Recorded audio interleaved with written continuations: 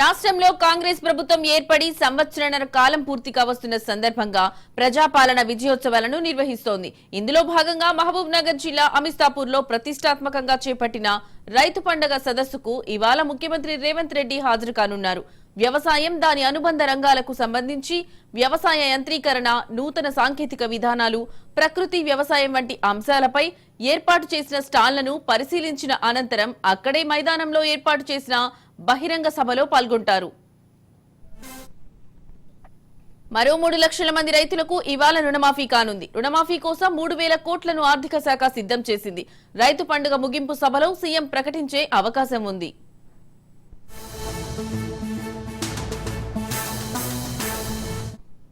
ఇవాళ మధ్యాహ్నం 3 గంటలకు సీఎం స్వగృహం నుంచి బయలుదేరి రోడ్డు మార్గంలో బేగంపేట విమానాశ్రయానికి చేరుకుంటారు. అక్కడి నుంచి హెలికాప్టర్లో సాయంత్రం 3:30 వరకు మహబూబ్ నగర్ జిల్లా అమిస్తాపూర్ కు వస్తారు. సమీపంలోని రైతు పండుగ సదస్సుకు చేరుకుని స్టాళ్లను పరిశీలిస్తారు. అనంతరం 4:30 గంటలకు బహిరంగ సభలో ప్రజలను ఉద్దేశించి ప్రసంగిస్తారు.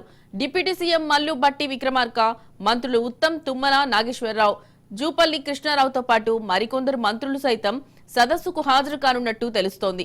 బహిరంగ సభ ముగిశాక సాయంత్రం 6 గంటలకు తిరుగు పయనమై హైదరాబాద్ లోని తన నివాసానికి సీఎం చేరుకుంటారు.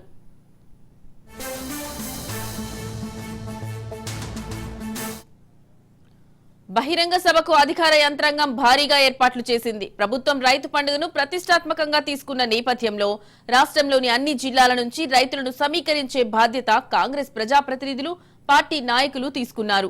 మహబూబ్ నగర్ రీజియన్ నుంచి ఆర్టీసీ 657 బస్సులను కేటాయించింది. వీటితో పాటు ప్రైవేట్ బస్సులు, జీబులు తదితర వాహనాల్లో రైతులు తరలిరానున్నారు. సుమారు 1,00,000 మంది వస్తారనే అంచనాతో బహిరంగ సభకు తగిన ఏర్పాట్లు చేశారు. పోలీస్ శాఖ ఆధ్వర్యంలో 2,000 మందితో భారీ బందోబస్తు ఏర్పాటు చేశారు.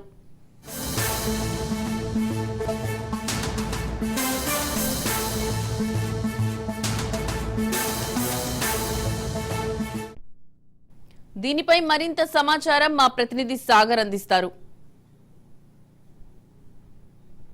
రైతు పండుగ ముగింపులో భాగంగా పాలమూరుకు సీఎం రేవంత్ రెడ్డి రానున్నారు.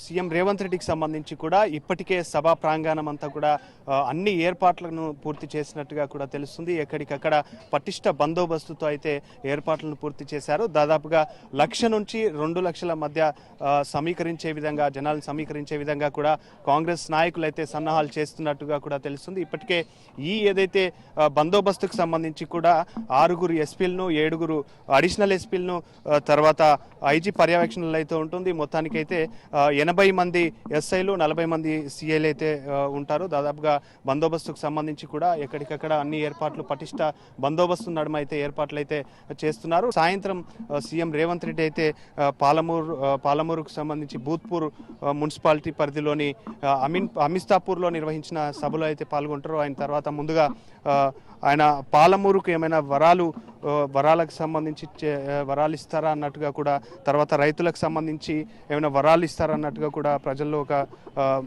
ఎదురు చూస్తున్న పరిస్థితి కనిపిస్తుంది. మొత్తానికైతే కూడా సభ పైన దాదాపుగా 40 మంది కూర్చునే విధంగా కూడా అన్ని ఏర్పాట్లను అయితే, కుర్చీలను అయితే ఏర్పాటు చేసినట్టుగా కూడా తెలుస్తుంది. అంతేకాకుండా సభకు సంబంధించి కూడా ఎక్కడికక్కడ ఎలాంటి అవాంఛనీయ సంఘటనలు జరగకుండా అన్ని ఏర్పాట్లను పూర్తి చేశారు. సభకు సంబంధించి కూడా రేపు సాయంత్రం సీఎం రేవంత్ రెడ్డి అయితే సభ ప్రాంగణానికి చేరుకుంటారు. ముందుగా సభ అనంతరం ఆయన అయితే సభకు సంబంధించి ప్రసంగించే అవకాశం అయితే కనిపిస్తుంది. మొత్తానికైతే 3 రోజుల పాటు రైతు పండుగకు సంబంధించి 3 రోజుల పాటు కార్యక్రమాలు నిర్వహించారు. మొదటి రోజు, రెండవ రోజు, ముగింపు సభ, 3వ రోజు అయితే సీఎం రేవంత్ రెడ్డి అయితే సభకు రానున్న నేపథ్యం కనిపిస్తుంది. మొత్తానికైతే సభకు సంబంధించి కూడా స్థానిక నేతలు, ఉమ్మడి జిల్లాకు సంబంధించిన ఎమ్మెల్యేలంతా కూడా సభా ప్రాంగణాన్ని అయితే పరిశీలిస్తున్న పరిస్థితి కూడా కనిపిస్తుంది. అంతేకాకుండా ఇటు అధికారులు, తర్వాత పోలీసు బందోబస్తుకు సంబంధించి కూడా ఉన్నతాధికారులు కూడా అన్ని ఏర్పాట్లను అయితే పూర్తి చేశారు. సభకు సంబంధించి కూడా ప్రస్తుత తాజా పరిస్థితి ఈ విధంగా ఉంది. కెమెరా పర్సన్ అల్తాఫ్తో సాగర్, మహబూబ్ నగర్ నుండి.